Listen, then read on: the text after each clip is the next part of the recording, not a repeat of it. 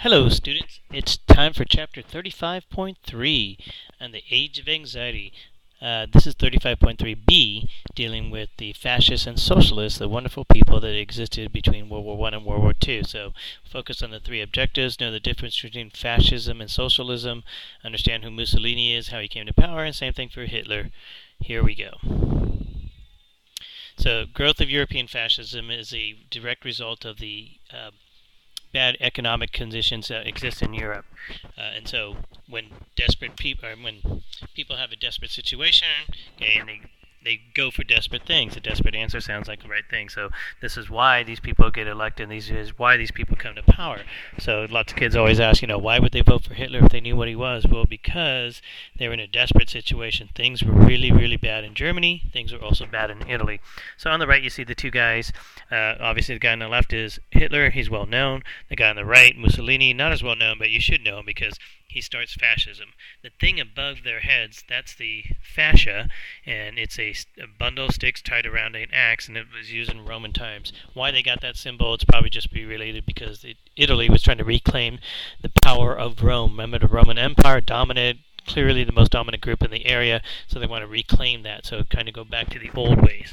So the axe surrounded by the wooden rods, and it originates with Benito Mussolini, who comes from kind of he was another school teacher, okay, who got upset and he ends up being a dictator. Hey, beware of those school teachers. Okay, well, it's going to influence quite a few groups, in particular in Europe.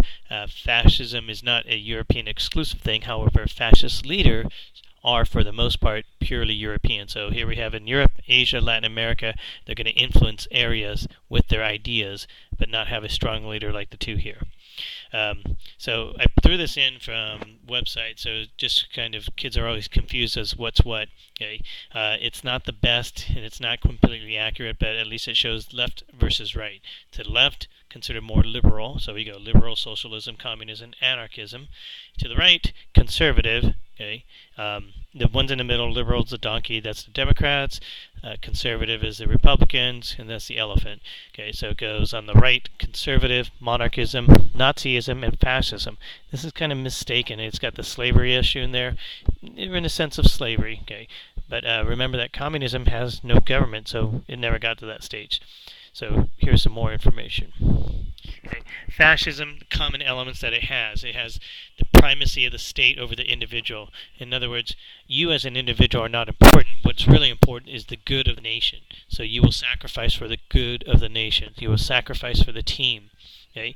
Distrust of democracy. They don't like it. Okay. The Führerprinzip is not a made-up word. Okay. It's the Führer's complete title, okay, or the title that Hitler takes on, in a sense that he is the number one citizen, the leader of the group, and he's not to be questioned. Okay, it eliminates the idea of democracy, because remember at this time they're starting to think democracy is not a good idea because you have lots of common people read into it as not as smart, not as educated, okay, type of people who are now voting, and it's one of the reasons some people are very upset with the situation. Fascists are very hostile to communism. The idea of everyone sharing for everyone's sake and for everyone benefiting in equity, that's not what they want. They do think of a sense of there's an eliteness about themselves and that their nation is better than other nations. Under communism, there's going to be an end to borders and an end to that stuff, and everyone's going to live happy together. Okay, well, fascists don't have that idea. They think that their nation is going to live happy by dominating the other groups. It's very chauvinistic in that the males are much more prominent in the society and have much more influence and power, and very militaristic. So those are the common elements. That's what makes fascism fascism. If they have 3 or 4 of these elements, they're probably a fascist state. Fascism in Italy, that's where it gets started, and once again, it's a response to the conditions that following World War I. Italy goes into a tailspin, their economy goes down, they have chaos, they're a new group, so they have even more chaos because they're not long-founded nation. The World War I group, went into the war thinking they were going to get some stuff. Remember, they started on one side, switched over to the other side, and thought they were going to get some stuff out of World War I. They don't, so the government looks bad. They're disappointed with the gains that they thought they were going to get. They don't get as much as they had anticipated, so it looks bad.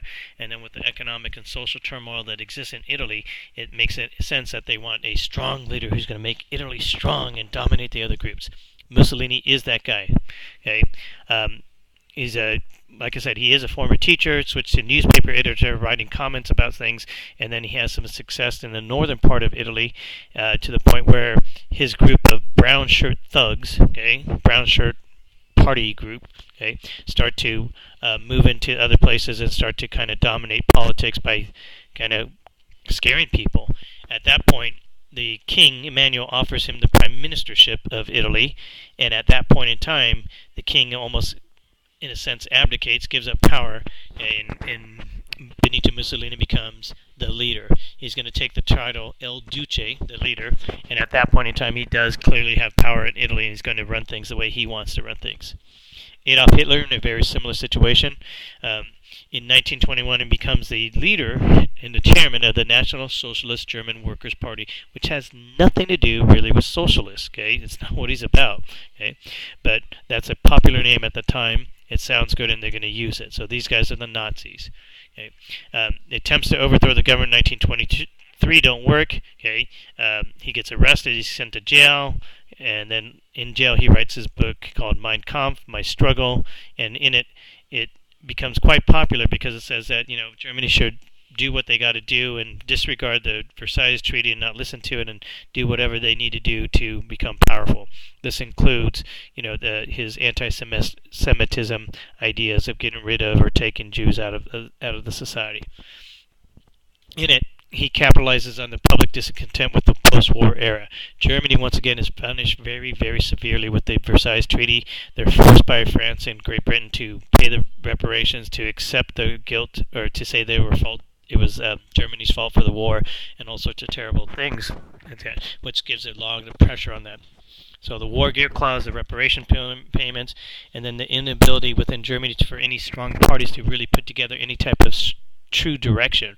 There's a lot of groups vying for power, and because they have a kind of parliamentary procedure, no one group dominates, so they can't go in any direction, because once they get started one way, the next election takes them going another way. And then the big push is the anti-Semitism, and this comes popular because when things are bad, you want someone to blame it. For example, if a student's grade in class is bad, it must be the teacher's fault. It can't be the student's fault. It must be the teacher. So we always look into blame. So this makes it easier. We're going to blame the Jews in Germany. Say, why the problem's bad in the country? The Jews are responsible. Why is there a bad economy? Same thing. And so since this was a ready, available target, not just in Germany, but throughout much of Europe, they were constantly being picked on and constantly being used as a scapegoat for many things. The Nazis are able to consolidate power in the 1930s when the arrival of the Great Depression kicks in even further, mainly because they offer a solution. It's not a great solution, but it's a plan. The other groups didn't have one. The Nazis become the single largest party in parliament. They don't have a majority, but they have a bigger group within the parliament. At that point in time, they're trying to make a government, and then Paul von Hindenburg, who's the president, appoints Hitler as chancellor. Hindenburg thought he was going to be able to control Hitler. He thought, Hitler, he's a nobody, he's just a young guy in the politics, so I'll be able to dictate what's going on. Well, Hitler was very astute and kind of turns the tables on him and is able to place himself as chancellor, and once he gets his chancellor, he has a lot of power. He immediately starts to suppress or put down any opposition to him and his ideas. He abrogates the Constitution, which means he just disregards it. When it's convenient, he uses it, and when it's not, he just goes right around it or disregards it. So he doesn't care for much for civil rights, and he's always doing this on the premise that this is what's good for Germany. This is what's good for Germany. That's a huge argument at this time because things are so bad. Germany has massive unemployment, massive homelessness, massive economic issues, and things are really bad. So people are looking for any solution. He offers one. The Nazis are the sole legal party. So as soon as that happens, guess what's going to happen in the next set of elections? You can only vote for one party. So who do you think will win? He also destroys trade unions. It says train unions, but it really should say trade unions, so we'll fix that. And in destroying the trade unions, he breaks down some of the social and economic factors that protected kind of the lower working class, and he purges judiciary, civil service, and perceived enemies. So any groups that are kind of trying to put a halt to anything he does, he quickly gets rid of. So in particular, judges that might say that one of his rules is not according to their constitution, well, just get rid of the judges. They'll have nothing more to say. They also set up a racial state, and Germany's the epitome of this. I'm sure you guys got this before because you guys did some Holocaust and some other stuff, so I'm going to go into historical aspects of it and stay a little bit away from the Holocaust portion of this. Okay, the theories of racial superiority, racial purity, we'll put this to rest real quick. This is a popular idea. Remember the social Darwinism that existed. Okay, well, Jews were considered less than citizens or less than humans in many groups in many areas, and so they have a lot of certain policies that at that time to our time today seem reprehensible. Just like, how can they do that? Well, this is the society they grew up. Remember, prejudice and racism doesn't just show up overnight. It's learned by cultures, taught by parents to their kids, and so it's a long habit to break as well. So in this policy, or in Germany, they set up a policy of what's called eugenics, okay, trying to control the gene pool. So sterilization of 30,000 Germans, mainly Jews, okay, sterilized so that they can't have more Jews.